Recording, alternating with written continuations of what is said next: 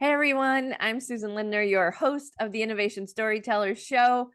We have a rousing varsity level conversation today about all things innovation. I'm super psyched to take out my cheerleading pom-pom. So I guess for me it was my flag twirling stick. I guess that's about as school oriented as pep rally as I got. I am joined today by Paul Reeder, who is the Executive Director for the Center of Innovation Strategies at The Ohio State University. Paul's mission is to partner with key university stakeholders to establish a unified, overarching innovation collaboration strategy that maximizes value creation for not just Ohio State, but also the Fortune 500 companies that come in to seek out their expertise and support and insights and research, and all the way down to nonprofit organizations who are benefiting from this work.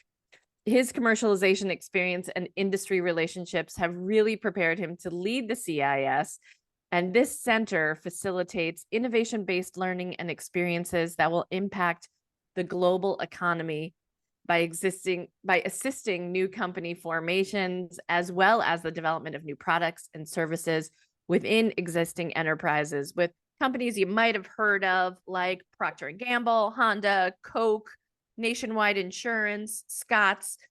All the big boys and girls come to Ohio State for a conversation about how to elevate innovation and get deeper into innovation in their respective enterprises. So, Paul, thank you so much for joining me today. Oh, thank you so much for having me. I love these conversations and we'll hope that I will live up to the varsity level expectation that you have. Yeah, you and me both. You and me both. So let's talk a little bit about the Center for Innovation, because we may have seen a lot of these centers for innovation, or ideas about it at least, cropping up at universities around the country, big donors who want to put money into these kinds of initiatives. But can you tell us a little bit? You're one of the OGs, right? One of the original innovation centers at the university level that really opened its doors to enterprise to come in and do work together. Can you tell us a little bit about the center itself, and then we'll dive into some of the programs? Well, we have a very unique structure, and this is probably one of the challenges that I have in both talking to industry partners as well as talking to other university innovation directors, is that the work that we do is not focused internally. We are not the owner of innovation processes across the university. Our goal, and when we set the center up in 2015, was to exclusively work with external organizations. And notice I didn't say companies. It could be governments, it could be nonprofits, a whole variety of different entities, to help them to develop this innovation strategy. I'm often asked, well, wait a second, if you have Ohio State has a center for software innovation, a center for medical device. And I said, well, that's correct, because they're able to have their very specific niche. Our whole goal was to help organizations understand that innovation has to be a strategy, just like their own corporate strategy, in order for them to move forward. But the thing that I found early on when we were setting up this consortium model with originally our 5 founding partners is that each of them had a different objective, and each of them had a different approach to what they thought would be the outcomes of innovation within their organization. And that was really a validation for us establishing a center to be able to help various organizations with all levels of strategy approach this with the outcome of, in fact, advancing their organization, bringing their associates into a creative pathway, and or to, frankly, make more money. So how does it work?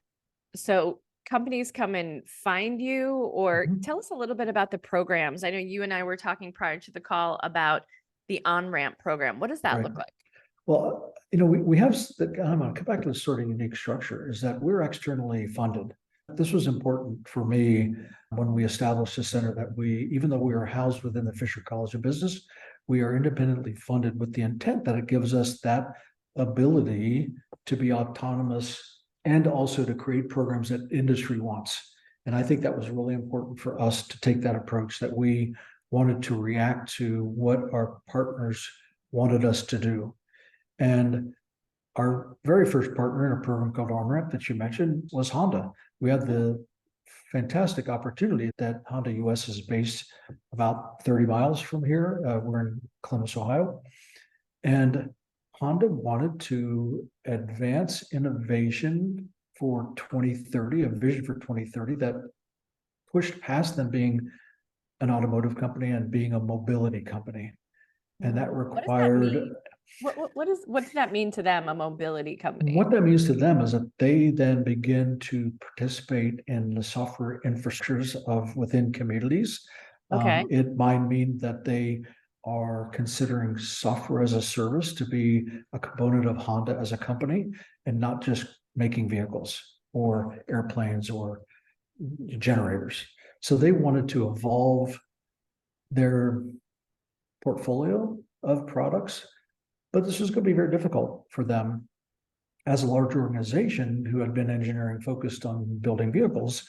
They said, we think that innovation is a pathway we should go, but equally, we need to bring along the pipeline. So we can't just say, how is this going to be driving innovation models within our, within Honda R&D at the time. We want to make sure that we're creating a runway of students. And so we created a program called OnRamp. Certainly had some nod to, to freeways and automobiles, but it was not always intentional. But the thought behind OnRamp was that we would create student cohorts of paid interns, which is also very unique. This is not for a course. There's no credit involved. These are paid interns who work on real company challenges and problems and opportunities. So when Honda came to us initially, they said, we have these 5 early stage ideas that we recognize are not in our current development theme. And we would like to see what Gen Z thinks about this and how they would approach it. And so we created a 10-week accelerator identical to what an accelerator for a new startup would go through, where they understood the initial challenge, they identified a customer segments, they would interview up to 100 of those customers, gain insights, develop unmet customer needs, and then create business use cases to pitch. And I use that very literally, pitch back to Honda or subsequent sponsors for further funding. And we thought, okay, this would be an interesting proposal because now we are going to be guiding a group of undergraduate students through a process of innovation that can be applied and translated to their future employment. Mm-hmm. But at the same time, these are students that have no legacy. They're not worried about being promoted to the next level. They're not concerned about what that company did in 1984 that did or didn't work. And most importantly, when they go to talk to that consumer segment, the consumer segment doesn't want to lie to a student. So those students have been able to uncover insights that traditional market research firms have not been able to find, because everybody worries about saying the right thing and being judged correctly. If you have a student, you tell them the honest truth. So we started finding very early on that these students were really getting insights that these companies had not heard before. And that was really the big bang of OnRamp, is that after we experimented through the 2 semesters of running this 10-week accelerator, we had other companies who came to us and said, do you think you could do that for us?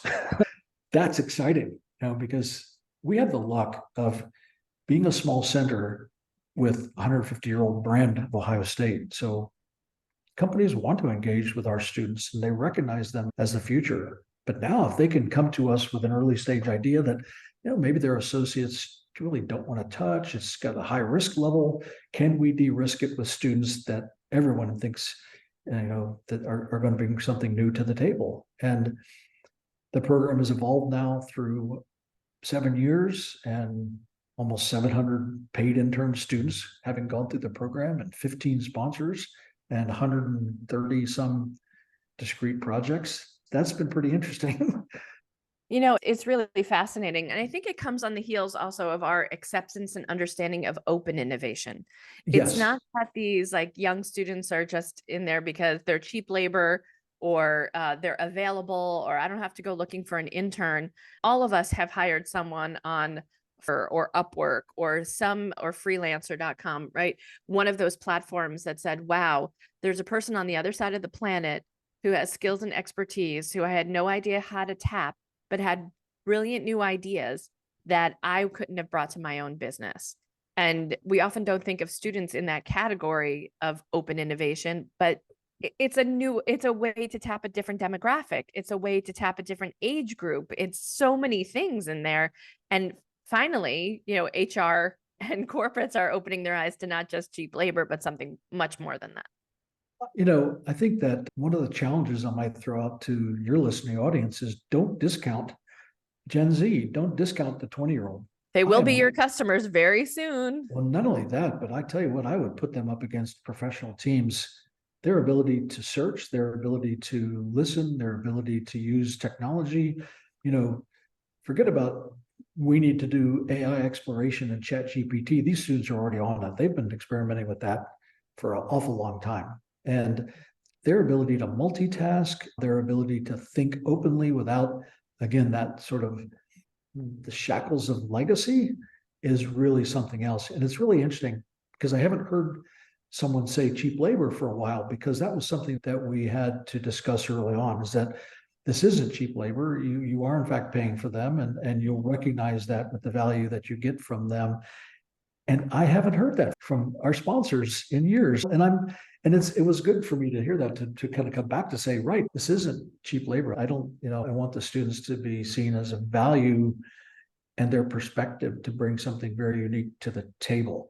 And if we're doing a good job as our center, then our accelerator activity, which changes almost every semester. This is really why I have not tried to make this an accredited program, because I like the ability that we just change this process a little bit every semester. Sometimes we're going to use experts from within the university to help guide the students, and sometimes they're not available. And so we go through a different process. But it allows us to demonstrate also to the students that innovation isn't something that you're going to set in stone and say, there, got that process done, let's not touch it. No, it should be adaptive. And we adapt it every semester. And the students get to see and appreciate that. And they now have the permission to come to us and say, that activity we did was difficult. It didn't get us to have a better conversation. It just was difficult, and it slowed our process down because we were really fast. These are paid students, and we go at a really quick clip. And so that's been exciting to give them that example of what a real world consulting operation looks like. It's so funny you say that. I was just on the phone last night till about 1:00 in the morning with my niece, who was prepping for an interview with a consulting firm today. And thought leaders and experts in a particular field with an enterprise client who desperately needs an answer. Yeah. And so I was like, well, back in olden days, around 2008, we used to call that knowledge management. And here's your old Aunt Susan, who's walking you through the progression of technology and consulting history in order to help her really excel in her interview the next day. But the things that she was teaching me on the phone was just incredible. So what do you think? Tell us a little bit about projects. Like, Honda's probably one of the longest standing, but you've worked with P&G and Coke and Nationwide. Give us a sense of what these projects are, so my listeners can also figure out how they could work with universities and innovation centers to get the job done.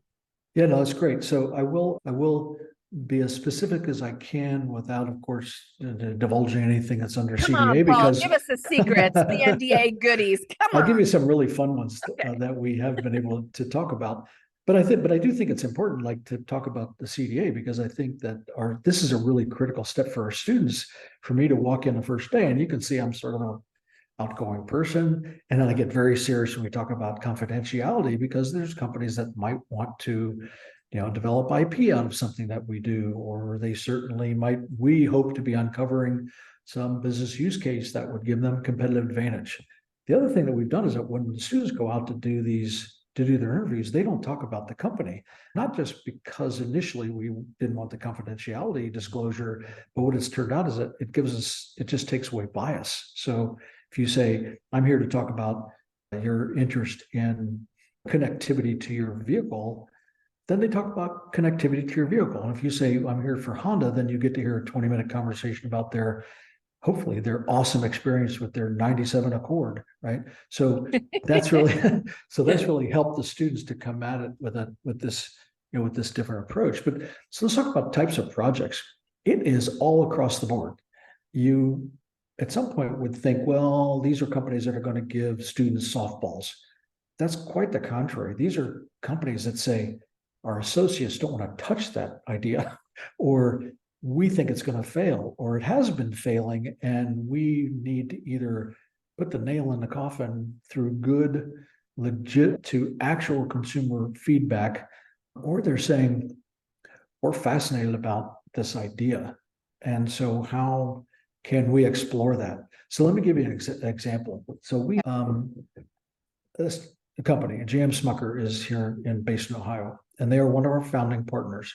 And you can imagine the breadth of their portfolio from Jif to Smucker's Jelly to Folgers Coffee. They have been a wonderful sponsor of ours because it's very relevant for the students to understand. Do they feed the students too? Oh my goodness. The first summer that we had them, they realized that I've got 20, at that point, there were probably 20 students in that cohort, including students from India who had never had peanut butter before. Whoa. And so they started using our weekly meetings, and they would bring a bunch of food down, and they were essentially doing ad hoc consumer testing with Gen Z.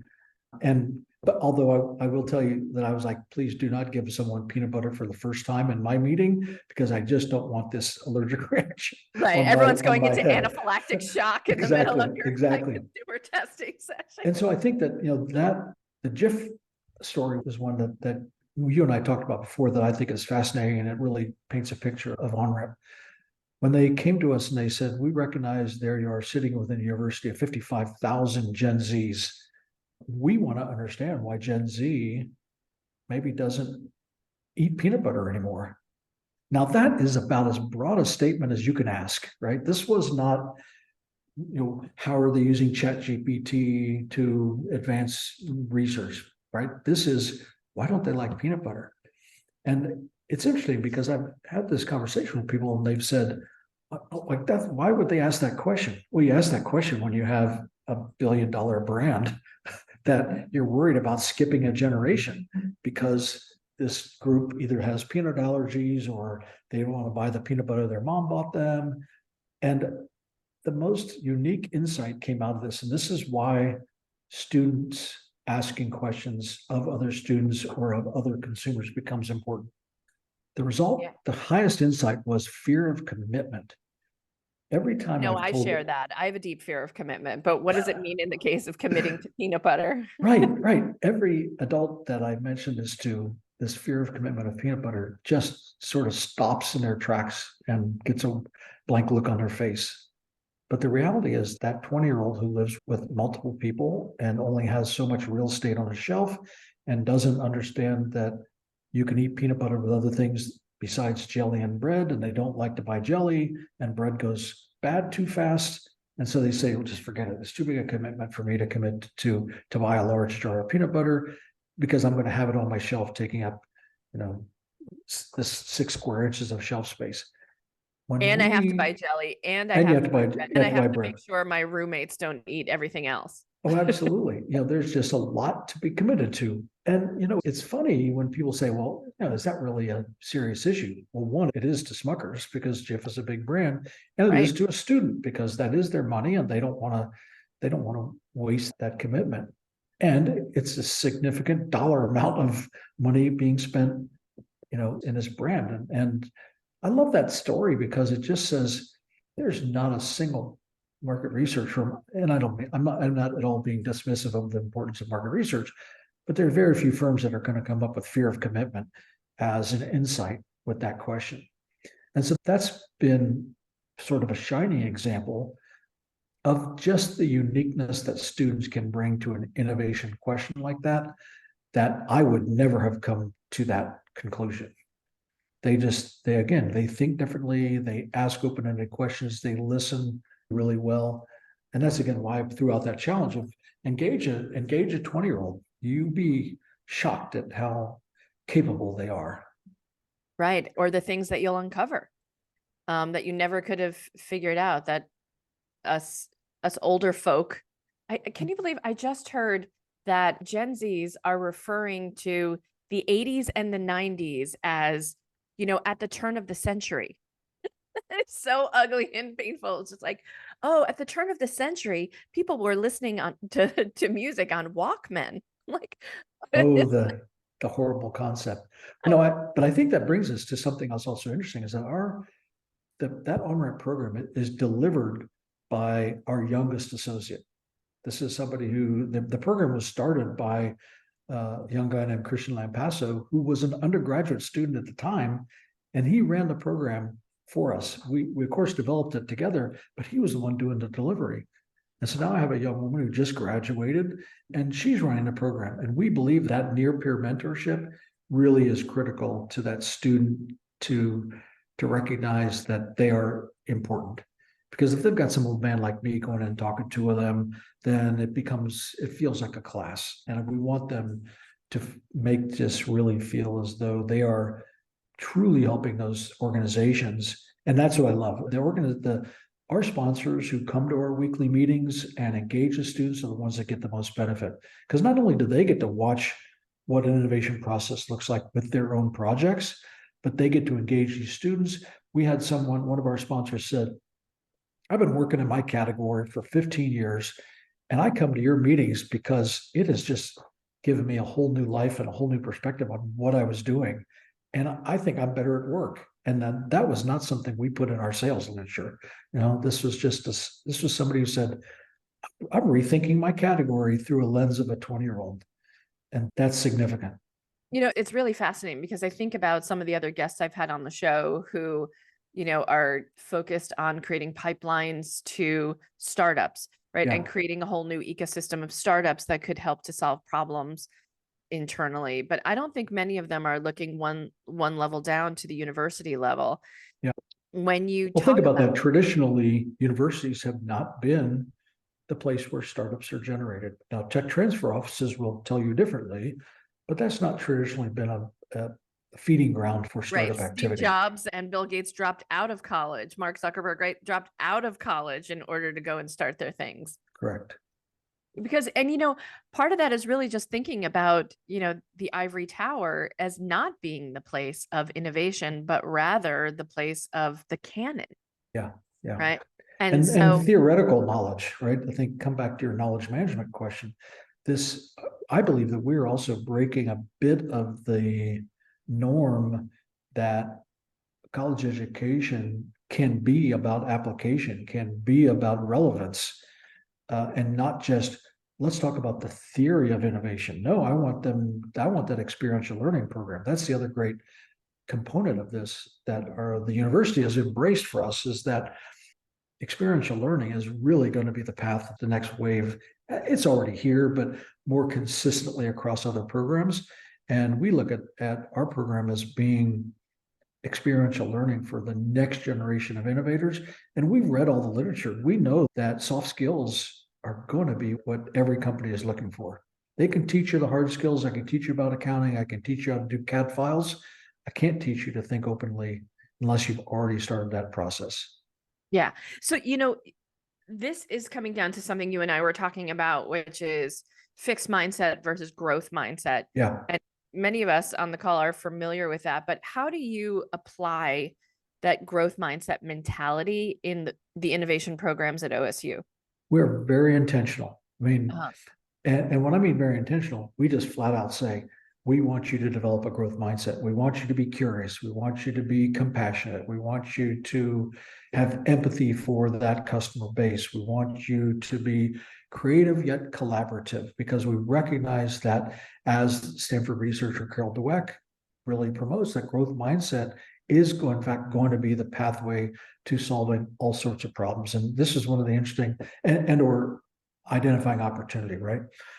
I want the students to fully accept that they have a growth mindset, and that growth mindset is a way for them to solve problems. Everything from how do I study for the next test, to how do I get a new car, to what's the job I'm going to have.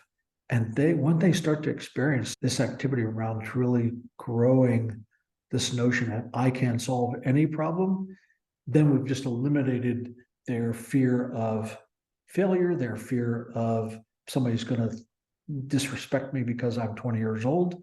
And that goes away, because then growth mindset allows them to really embrace this idea that they can think differently. And in fact, they can think differently about every challenge that they approach. And we do this with a high school program. We have a high school program here in Columbus. It's sponsored by Scott's Miracle Grow. And so we have seen this growth mindset and model work really well with high school students who come from underserved communities, who are majority of them are from immigrant families. And they just immediately accept growth mindset as a pathway for themselves. They've already seen this in their parents. Their parents moved to the country or didn't speak the language. And this is maybe the most exciting thing that I see, is that I want to continue to experiment. Can I do a middle school program? Can we do a grade school program that really sets up this notion that you have to have a growth mindset? So when we start to talk about that with our undergraduate and some of our graduate programs, we only have one graduate program. It takes some time for them to fully accept this, that, oh, I can be flexible. I can fail and move forward. I can have learnings and test assumptions and all these concepts that are around growth mindset that really give them a different approach to education.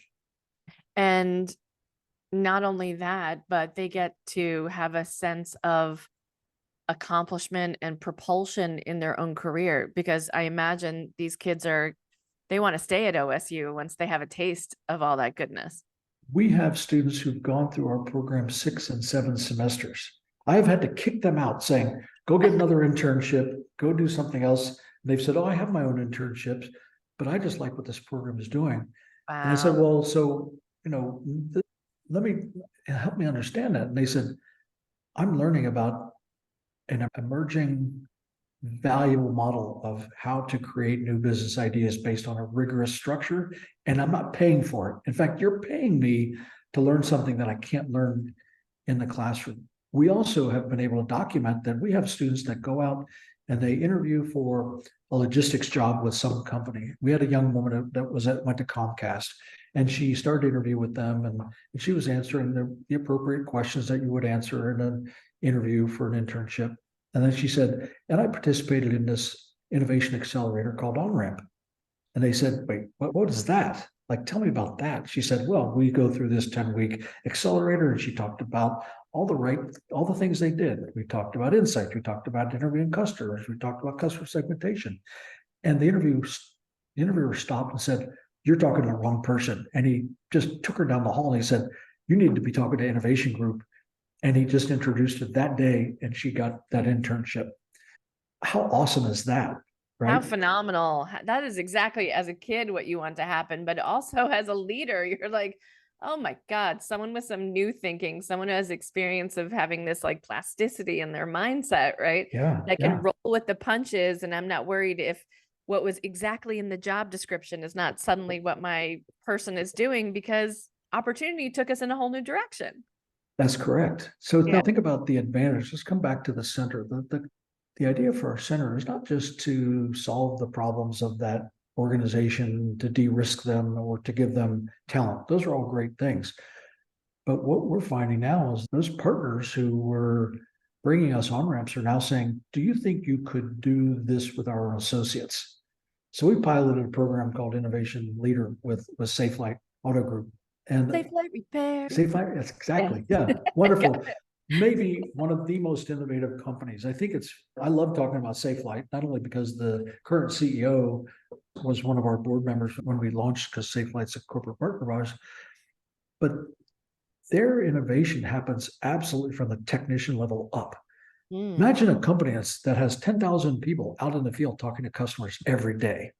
I mean, it's like this is not 10,000 of auto glass. Yes. Can you imagine that? It's the Avon lady. And so Safe Light said, we love this on-ramp program, but we would also like our associates to have this opportunity to have this growth mindset training and to explore challenges that we have internally. And I'll tell you what, when we piloted it, I felt, oh boy, here we've got people from across an organization. We've got someone who works in web design going and talking to a data analyst. And I thought, maybe we're going to have to write them a special letter that says we're doing this pilot program. It was quite the contrary. And again, I attribute this really to the culture at SafeLight. When they started to ask that question, the person in data analytics was like, this is fantastic. Somebody's actually listening to a challenge that I have, and they've got a voice up to the CEO of the company. And so this became a very interesting model for us, that we were intending to help organizations give maybe a bit of professional development, but not really in an executive education way. This is actually working on their real projects with their real associates, going through a multiple week accelerator program. But it reached the objective, which was then to have those associates go back to their day jobs and say, wait a second, have we talked to our customers about this? And maybe we should really have an understanding of what the corporate strategic plan is now that applies to what we're trying to do differently. These are words and concepts that maybe had not been discussed at that working level within some organizations. And to us, that's a great opportunity for us as a center of excellence, and facilitating conversations across different corporate approaches to innovation to allow it to work itself down to an associate level, where in fact you are changing innovation culture because those associates are thinking about customer first. Not just, well, I'm reading the voice of the customer report and it says we should add this feature, right? They're really understanding what that customer needs, and that is driving that empathy model from the very beginning. And that's a fundamental shift in the way that companies approach new business generation, I think. Wow. And if you can get that into the DNA of the innovation team from jump, you will have then the opportunity to kind of spread that ethos through the rest of the organization too, because you really are the future facing side of the organization. Correct. Well, think about innovation culture, right? Every organization talks about innovation culture. Why can't we be Apple? Why can't we be Google? Well, you aren't Apple and you aren't Google, but it doesn't mean that you can't. The end. Right. You're not going to be, and they're going to have different objectives. But what I like about a program like that, and how we as a center within a large university can say, you don't, just because you don't have that culture at your core or at your beginning doesn't mean you can't begin to infuse it, right? And you start with one or two associates. Then you start with a cohort of associates, and then you move on to an entire wing of people, an entire divisional group. I mean, it really does kind of happen as a groundswell, but it has to be supported all the way up to the top. You can't have a CEO who read about it in an article on a flight and says, we should have an innovation group, right? That's almost dangerous because that becomes innovation theater. Now, I have all sort of fun conversations about the positive value of innovation theater, but what we don't want is to have innovation seen within an organization as a lark and as something that, we can do. Or a money pit, even worse. Yeah, exactly. Right. Well, that's because so many organizations evaluate innovation by traditional metrics of how much cash did you return off the effort that we put in? What is the ROI? Cash ROI, not activity, not change of culture, not deriving a completely new model with a customer that you haven't worked with before. They need to recognize that innovation needs to be measured by different standards, and those different standards cannot be necessarily used in the sales part of the organization, and that innovation needs to be held in a similar level as accounting or marketing or sales. And if it's not, then it's going to continue to be a lark. And that's unfortunate, because the companies that are truly embracing innovation as a practice, as a strategy, and are investing in it, and not just creating that cool office over there with green furniture and no carpet. That's our innovation studio. Look at them. Aren't they great? They're all wearing Converse high tops. Look how cool they are. That's horrible, right? We want them to say, this blip in our business that's growing was generated out of a team that was using innovation practice to truly understand a customer need or identify a customer that we didn't have before. Then you start having the conversations that elevate innovation as a practice within an organization that levels it out and gets C-suite attention. Here's my soapbox, right? Yeah, beautiful. So what kind of advice do you think about, Paul, for managers currently who are working, who have innovation in their mandate? What kind of advice would you give to them, seeing what you see on the front lines and having like this Gen Z lens almost to look through Yeah. as they begin to incorporate new ways of thinking about it, bringing new innovation mindsets in? I think my advice would be to look up, right? Look I up, think zoom look out. up, right? I'm really, I believe that if considering new models as part of your mandate, you're not going to necessarily find them inside your own walls. Like you need to engage, the innovation group within the university is closest to you. You need to engage other innovation leaders in non-competitive markets. This is one of the best advantages that we have as a facilitator of multiple organizations that have innovation activity, is to get them to talk to each other, to have the innovation lead at American Electric Power have a conversation with the innovation lead at Wendy's. They find commonality and they're not competitive, but they can say, we've tried this hub model, and what do you think about that? Or we report to this group, or we've tried this external consulting firm who really helped us have a different approach. Like, they have to look up, and they can't expect that they will learn everything they need to learn about an emerging model like innovation by looking internally. They have to be able to say, who's doing what and how does that apply to what we do? So true. So true. So listeners, go ahead and check out your local innovation center at your universities. But if you want one that is a true center of excellence that's been doing this for a really long time, please give Paul a call over at OSU. You are a diehard Michigan fan. Just want to put that out there. We will accept all. Welcome. Is welcome. And we're not going to say anything about that blue shirt. So I always ask my guest, Paul, 3 important hot seat questions. So what is the greatest innovation of all time? Greatest innovation of all time. I'm a product designer by background, so I'm going to say the iPhone. Yeah. Hard to beat. Hard to beat. Platform, the iPhone platform, not just the device, but the platform itself. Right. Everything from the apps to music to everything else that went with it, right? I mean, Everything. I think the least thing I spend time on my phone is the phone. Like, oh yeah, no, I think it's the life. I think it is the lifestyle of. So if you had the opportunity to join any innovation team in history, which team would you have joined? Innovation team in history. That's an awesome question. Yeah, because nobody does it alone. Man, I don't know that I have a good answer to that, because I want to think altruistically. I want to think about where could I have the greatest impact, and maybe innovation team. I mean, you could have gone back all the way to the 5 cave women who started the first fire. That might have been a great team, but yes, because these guys are really changing all of our futures now. He's putting his money where his mouth is, and that's what I think is really fascinating about them, the commitment they've made to world problems. And I believe that innovation processes can, in fact, help solve those problems. Amen. I'm not applying for a job there. I'm just saying that I think I love that. I love the Gates Organization. A grant wouldn't be terrible. I'd be more than happy to accept that and put your name on something. And looking forward, what is something you wish had been invented, something that totally annoys you, or something you just wish was there for the benefit of all of us? Accessible housing. We've had some amazing social housing folks on the show.